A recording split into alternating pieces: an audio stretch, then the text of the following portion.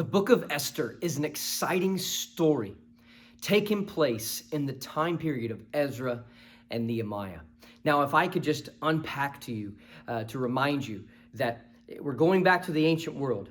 Israel had been carried off into Babylon, and Cyrus had ushered out a decree for them to come back down the first time with Joshua and Zerubbabel, and then a second time with Ezra, and a third time with Nehemiah.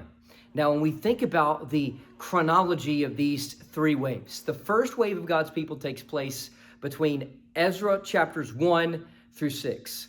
The second wave takes place in chapters 7 through 10 of Ezra, and the third wave takes place in the 13 chapters of Nehemiah. Ezra and Nehemiah are contemporaries. However, Joshua and Zerubbabel lived, up to a century about before Nehemiah and Ezra.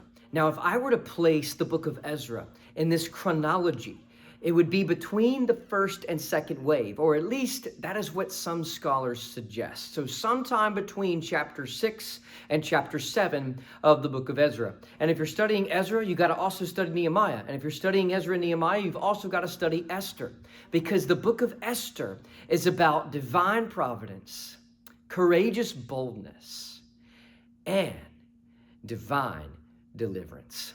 It's amazing. Providence, boldness, deliverance. That's what we see in this beautiful narrative.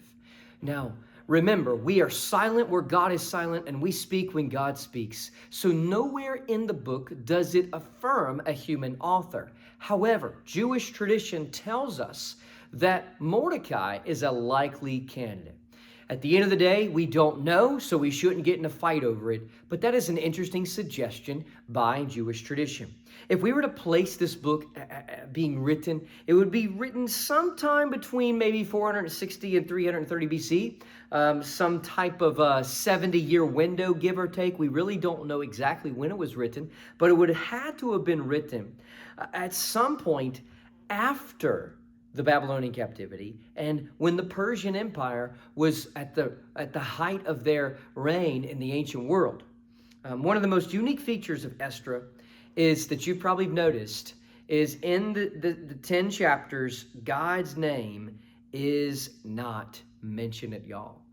Yahweh's not there, Jehovah's not there, Elohim is not there. None of the names that would be often utilized for God in the Old Testament, none of it's mentioned.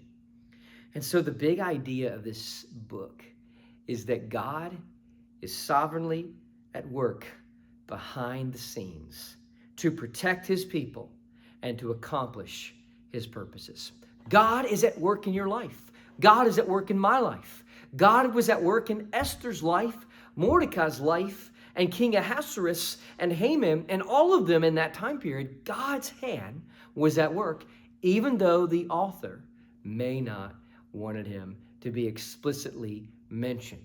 You see God in every scene of every chapter of this book, whether he's directly mentioned or not. So with that being said, we want to walk through this book together. We are going to have kind of 4 stages of this narrative. And by the way, this is such a beautiful narrative, a beautiful story arc, that some people question its authenticity. Another reason is because God's name's not mentioned. So there's a few reasons why this was a disputed book, but I want you to know that I think that this is a book that we should take seriously, because it's about how God preserved his people in a time when their lives were threatened. So with that in mind, let's look at the first section of this book. It comes from chapters 1 through 2. It's this idea of Esther becoming the queen.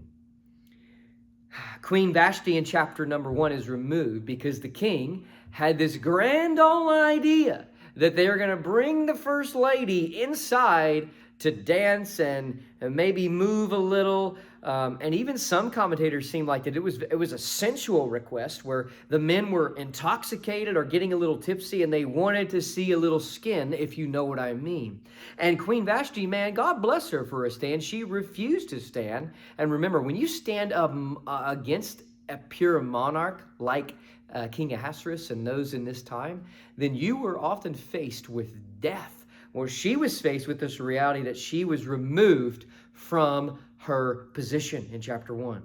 In chapter number 2, we see that the king sends out his delegates to go out and representatives to find all the most beautiful people in the Persian realms and the different portions of his kingdom. And so they come, and perhaps hundreds come. We don't know exactly how many, but we know quite a few came, or at least my mind doesn't recall how many came. But one of those individuals was this young Jewish woman, named Esther. And eventually, in this beauty contest, she is won. She wins. Now, it's interesting. Some commentators think that the king, if I may say it this way, tried out each of these ones and contestants that reached to a higher level to see which one he liked the best. Now, if that is the case, here we have Esther's put into a unique position. If that happened, she's put in a position where if she says no to the king, her life is threatened and she could have died. But God is going to use these impossible situations to advance his kingdom and to preserve his people. God often meets us in our fallible, fallen state to accomplish his redemptive plan. In other words, he redeems broken situations, and that's exactly what he's doing here. She is declared king, and her cousin Mordecai is going to uncover a plot against the king himself. The section number 2 is from chapter 3 and 4, and it's about Haman's plot against the Jews.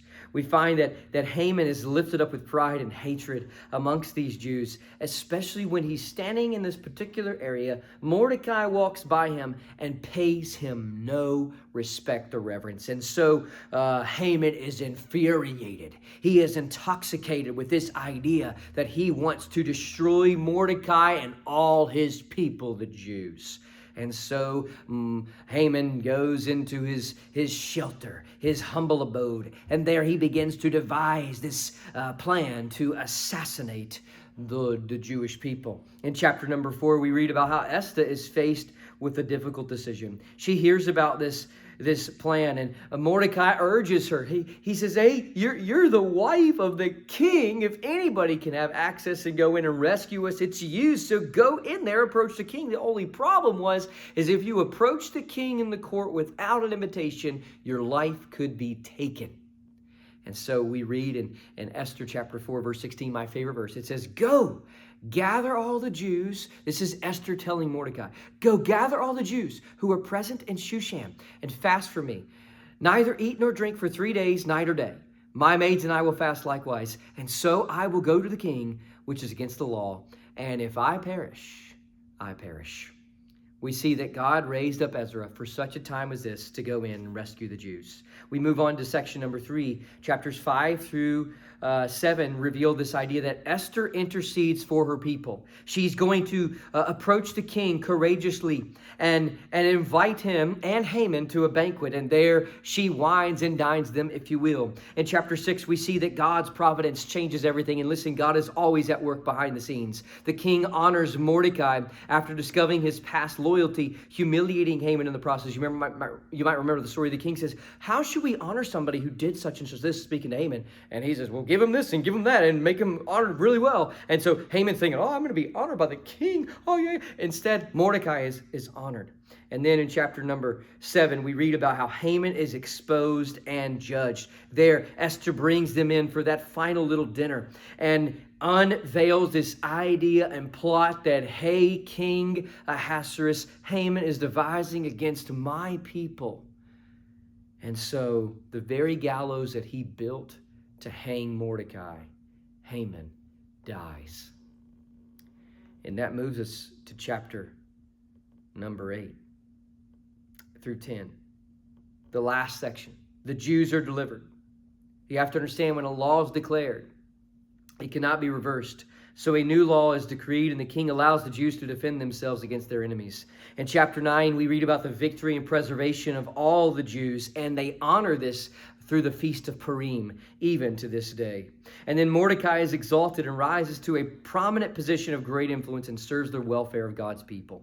In this book, we read about how God is always at work behind the scenes. Courage is required to do what is right, and God preserves his people. We see Christ through the fact that Esther risks her life, even at the cost of death. And Jesus gave his life to save his people. Mordecai is exalted after suffering, foreshadowing the exaltation of Christ after his humiliation. And God's unseen providence in Esther reminds believers today that God is always at work, even when his presence seems hidden. Esther tells the story of how God providentially used a Jewish queen to save his people from destruction and preserve his covenant promises. And that is the book of Esther. God bless.